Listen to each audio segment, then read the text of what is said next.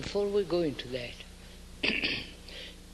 I would like to ask, what is materialism? Materialism. Well, What is, man is caught in this materialistic attitude and values and yes. experiences. What is the nature of materialism? Well, I mean, considered first of all, materialism is the name of a certain philosophical point of view. I don't mean that. No. I don't mean that certain philosophical sayings, but I want to find... The belief that matter is all there is, you see. Yes, That's, yet I want to go into that a little bit. yeah. That is, all nature, all human beings react Yes. physically. This reaction is sustained by thought. And thought is a material process. So, reaction, as in tree, in nature, in animals, in human beings, is the materialistic response. Well, I think, see, the word materialistic is not quite right there. No, no. It's the response of matter, you see. But response of matter. Let's put it there. All right. Yeah. Response of matter. Right. That's better.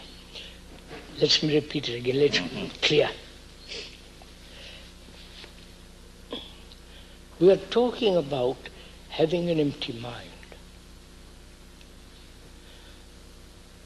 And we have come to that point when the wall has been broken down and this emptiness and what lies beyond it or through it and so on, we'll come to that. But before we begin with that, as I said, is all reaction matter? Matter and movement. Right? Matter and movement.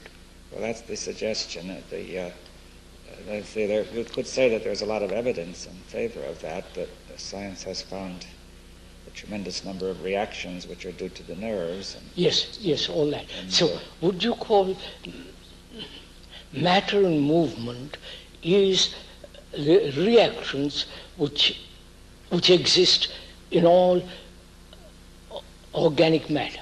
Yes, it's necessary. All matter, as we know it, goes by the law of action and reaction. You see, every action has a corresponding reaction. Right. So, action, reaction, and reaction is a material process. Yes. So, as thought is. Now, to go beyond it is the point. Yes. That's the point. Yes. Now, before we see, some people might say that it has no meaning to go beyond it. See, that would be the philosophy of materialism. That would be the belief that it has no meaning to go beyond that. Beyond it, right. Quite right. But if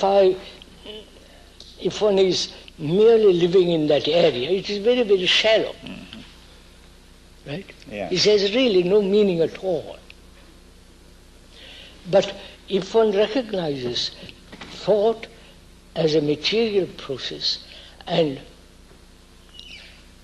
reaction and action is matter and movement. Yes. Perhaps one should say one other thing, that some people have said matter is not merely action and reaction, but it may have a creative movement. Say that matter may create new forms. But matter may create new forms, but it's still within that area. Yes. Well, let's try to make it clear what is the difference. So it becomes, we have to say there are very subtle forms of materialism which might be difficult to pin down.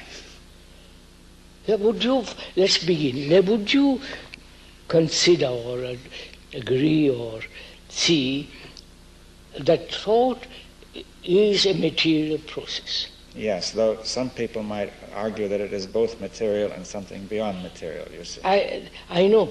I have discussed it. Yeah. I know. But it is not.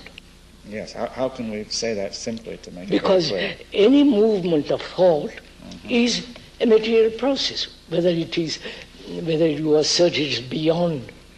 Yeah. Well, we have to make it clear so it's not a matter of authority, to say that. Oh no, of course not. As one observes, you're saying that from observation, one sees that thought is a material process. Now, how would one see that? How one would be aware of, or Yeah. aware that it's a material process. I think that's fairly clear. There is an experience, an incident recorded, which becomes knowledge. From that knowledge, thought arises and action takes place. Yes. All right, so we say that thought is that, and any assertion that's beyond is still thought. yes, it's still coming from the background. Yes.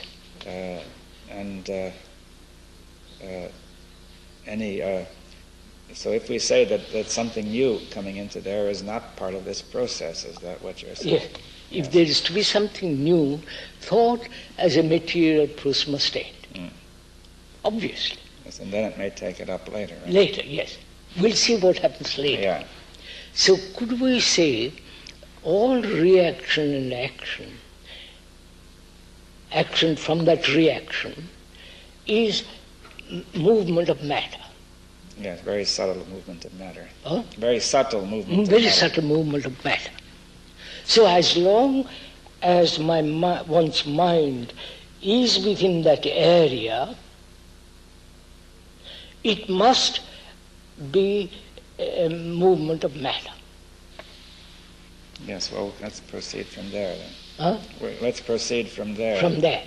So is it possible to go for the mind to go beyond reaction? That's the next step, obviously. Yeah. Mm-hmm.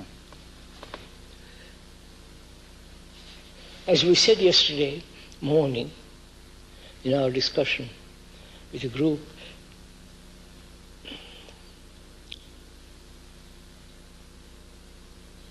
one gets irritated, and that's first reaction. Then the reaction to that, second reaction to that, I must not. Then the third reaction I must control or justify or whatever it is. So it's constantly action and reaction. Can one see it's a movement,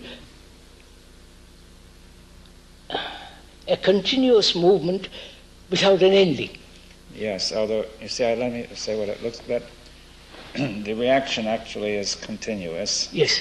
But it seems at a certain moment to have ended, and the next moment appears to be a new moment. You see, but it's still reaction. It's still the same, but it presents itself. Of course, as different. That's right.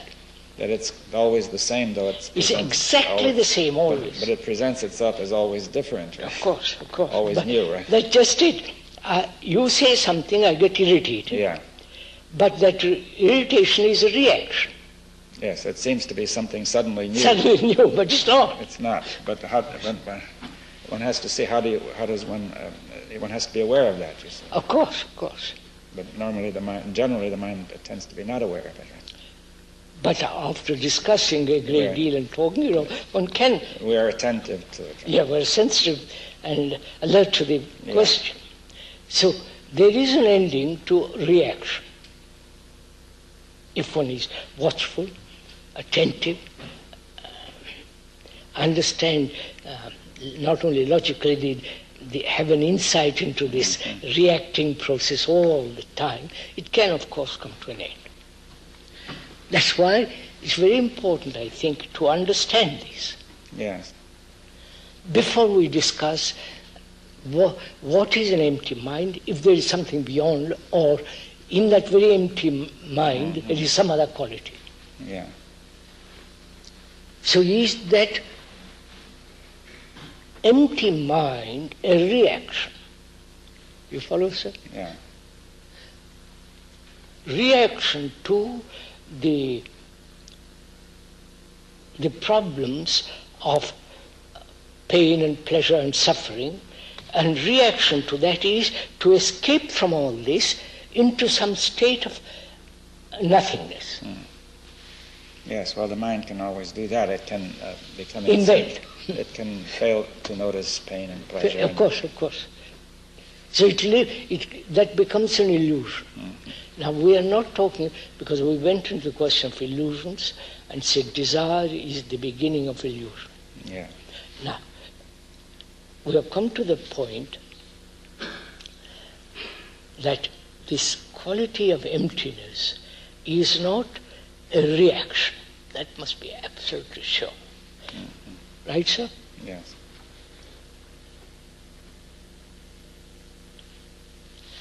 Now, before we go further into it,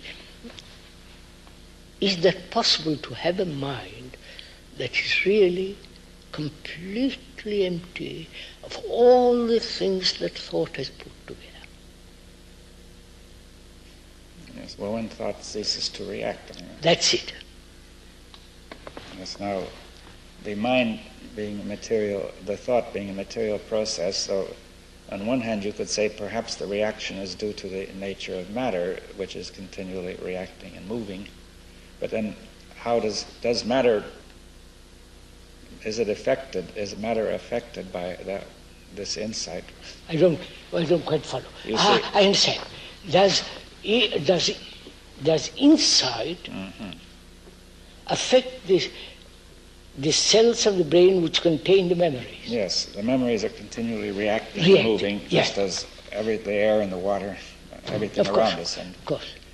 Now, if nothing happened, we should say, why would that ever stop? Quite. After all, sir, if I don't react, I'm paralyzed. Yeah. One is paralyzed. But to be reacting continuously is also a form of paralysis. Yes, well, the wrong kind of reaction. Yeah. The reaction around the psychological structure. We're talking of the psychological, always.